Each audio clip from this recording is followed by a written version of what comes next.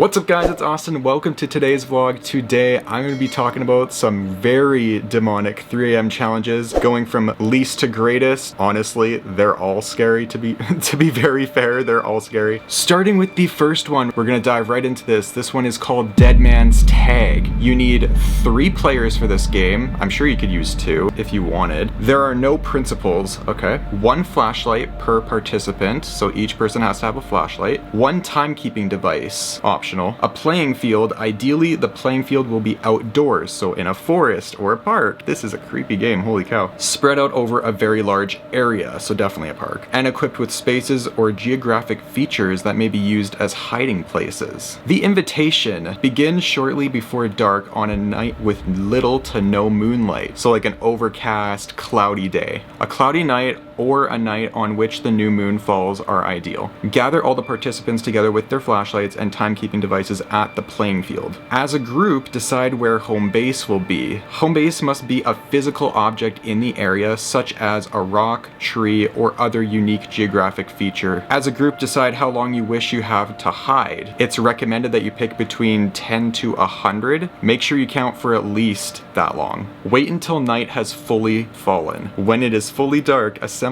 all the participants at home base and face out into the darkness. Oh, this gets creepy really quick, okay. Choose 1 person to speak the following. We invite you to play a game of tag. Home base is the rock, for example. We have until a count of 30 seconds or whatever. Then you may look for us. Once we have all returned home, the game is done. So that's what you say. Then in unison, call it together, you're it. Scatter, run, hide. If using timekeeping devices, refer to them to track how long you have been hiding and how much time you have left before it comes to look for you. If not, estimate the passage of time as accurately as possible through the method of your choice. In both cases, use your time wisely. The main event. Your goal is to come back to home base without getting caught. Do whatever necessary to accomplish this goal. The following pieces of advice may prove useful. You may move around and or change your hiding location as or as much as you desire. Do not hide or move with any other participants. Your flashlight may be used whenever necessary. However, it is recommended that you use it as sparingly as possible. Oh, so that you don't get found by what creepy thing's looking for you. Cool. Nothing makes someone easier to find in the dark than a bright light indicating where you are. Makes sense? If at any point you sense someone else nearby, you may do one of the 2 things. Remain hiding where you are, or leave your current hiding place and either attempt to find a new one, or run directly to home base. Note, whomever or whatever you sense nearby may not be one of the other people playing. Above all, whether hiding, moving, or running for home base, remain as silent as possible. When you see an opening to get to home base, take it. Okay, this next part is ollie ollie oxen free. When you return to home base, touch it with your hand and call it the word safe. Note, you must both physically touch the home base and call out safe. It can't just be like one of you touches it, then you're good. Like both of you have to touch it in order for your return home to count. Wait for the other participants to return to home base. Before proceeding, confirm that all participants assembled at home base are the same participants with whom you began the game. If there's some other weird person there or some kind of unknown thing that's at that home base that wasn't there before, do not proceed. When all the participants have returned home, face out into the darkness once more. Choose 1 person to speak the following. We win. The game is over. Thank you for playing. Disperse. Go home. But in the future, when you're alone in the dark, be careful. Your opponent might try to begin another game with you, whether you want to play or not. These are the other rules. Don't play this in a cemetery. It'll be hard for you to hide because there's not very many places you can hide in a cemetery.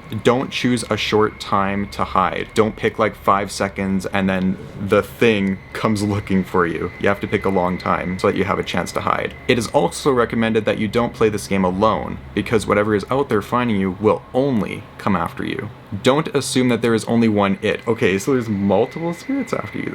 That's great. Do not attempt to finish the game if the participants gathered at home base at the end are not the same people with whom you began with. We went over that. If a participant is caught, this is important, avoid interacting with them. So don't even talk to them, don't go near them at all costs. If they have been caught, you'll know. You might be able to strike a bargain to get them back, but be warned, souls don't come cheap. Oh great, it's one of those games. If the participant who has been caught is you, I hope you trust your friends and hope they'll have your back when you need it the most. Alright, so that was Dead Man's Tag. This next one is called The Man in the Fields Ritual. This one gets also very creepy. You will need a house with a back garden or backyard. Inside the house should be at least 1 room that has only 1 door. Ideally, this room should be empty and the sole door should have a lock. A non-electric source of light, a candle or lantern, works well as long as you have a supply of matches or a lighter. A crucifix, an analog watch or clock. Do not use a cell phone, it won't work. The invitation, begin after sunset, but before midnight. How much time you leave yourself is up to you, but it is not recommended that you begin less than 1 hour before midnight. Clear the house and backyard of other people, so you have to be completely alone for this. Make sure you have your crucifix on you at all times. Light your candle or lantern, enter the backyard and turn to face the house. Repeat the following phrase 7 times. But who will scare the crows away? After the 7th time, listen closely. If you hear nothing, the summoning has failed. Do not proceed. Although there are no known negative consequences for simply returning to your house, it is recommended that you leave the premises immediately. Do not return until 6 a.m. If you do hear a voice behind you, or perhaps in your own head, the summoning has succeeded. You may proceed. The voice will say, that's not your biggest problem. Heed its warning. Return to the house, close the door behind you,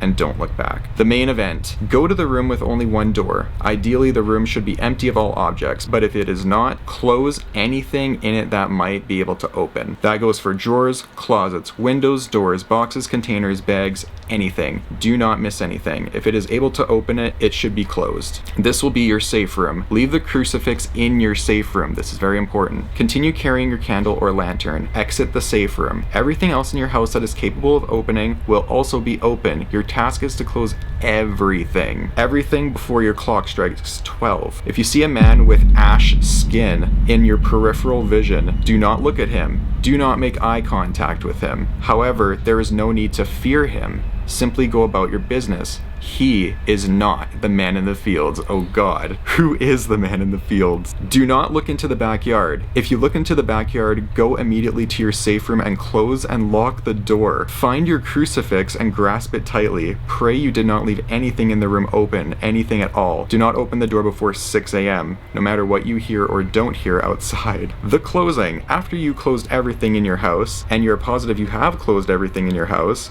go to bed and close one final thing, your eyes. If you can. Do not open your eyes. If you wake up in the morning, congrats, you've won. Additional notes, although any house with a backyard or garden will suffice as a location, a secluded house in the country or a proper field at its back is recommended. So like a farmhouse or something, or you can use a regular house with a backyard, whichever works. This location yields the strongest results. Although you may begin the ritual at any point between sunset and midnight, no attempt before 9 p.m. has ever succeeded. That's strange. Additionally, no attempt before less than 1 hour before midnight has ever succeeded, although for very different reasons. If you successfully complete this game, you will be completely safe for 1 calendar year, but what you are safe from will depend on when you began the ritual. If you began 3 hours before midnight, your safety is physical. You will suffer no illness, you will suffer no injury, and you will remain in perfect health for 1 calendar year. If you begin 2 hours before midnight, your safety is physical and financial. You will remain in perfect health and you will never want money for 1 calendar year. If you begin 1 hour before midnight, your safety is complete and total. Your actions will cause no negative consequences in any way for you for 1 calendar year. If you look in the backyard, you will see a scarecrow that you've never seen there before. I say scarecrow, of course, but scarecrow is a loose term. It is much taller than any scarecrow should be, and it will be missing the same piece of anatomy as a certain horseman I could name. Oh God. If you see the scarecrow, he will also see you, and when he sees you, he'll begin to climb down from his post. This is the man in the fields. From the moment he turns his gaze to you, you will have no more than 60 seconds to reach your safe room and lock the door. Do not under any circumstances open the door before 6 a.m. If you do, he'll take something of yours, something you need and something you can't get ahead without, meaning your soul. One final note, should you be forced to flee to your safe room, you would also better hope that you didn't leave anything in there open. If you did, he'll still be able to get in.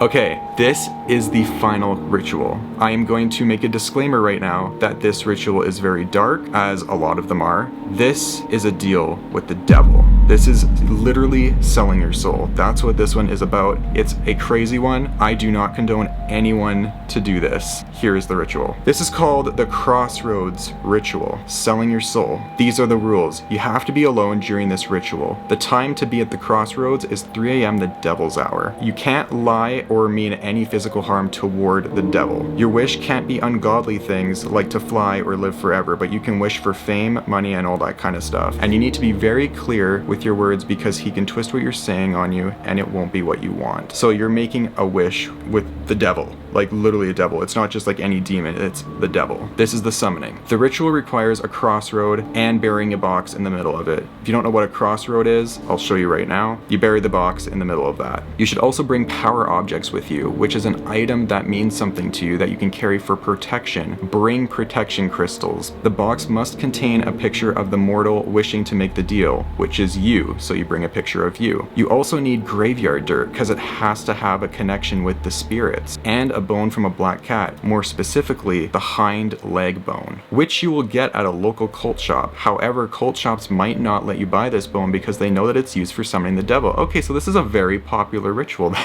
The bone, the graveyard dirt, and the photo of you, each one of these items represents 1 minute of activity to make your deal with the devil. You have about 3 items, so 3 minutes is how long you have. You do not want to lose any one of those things, because if you lose one of those 3 things, like if you lose one, you only have 2 minutes to tell your wish, or 1 minute. So don't lose any of your items, because you'll need as much time as you can, and you're making a deal with the devil, you're gonna get a pretty good wish out of it. The crossroad sometimes must have yarrow flowers. Now this is optional, it is not necessary for it to have that. Either they have to be growing there or you bring them with you. You do not have to do this, it is not necessary, just to let you guys know that. Once you stand at this supernatural crossroads, close your eyes and take a deep breath. You do not have to chant a name or anything. In the ritual Bloody Mary, you have to chant her name 13 times. You don't have to do that with this kind of ritual. Like, the devil knows why you're there. Once you have all your things in the box together, you're gonna feel his presence and surroundings around you. He will be there. Now do the deal, and then after, go about your life as normal. Once you do the deal, he'll touch you on your shoulder. He'll be branding your soul at this point. Now, I've heard that when you make this deal with the devil, it is not going to appear as some red-horned creature as you would think. He's going to take on the appearance of the opposite gender of you, or just a nice person, because he doesn't want to scare you away. He wants you to make this deal with him. Alright guys, so that was the final one. That is the most extreme one I could find. Again, I do not condone that last one. Please do not try it. If you do, I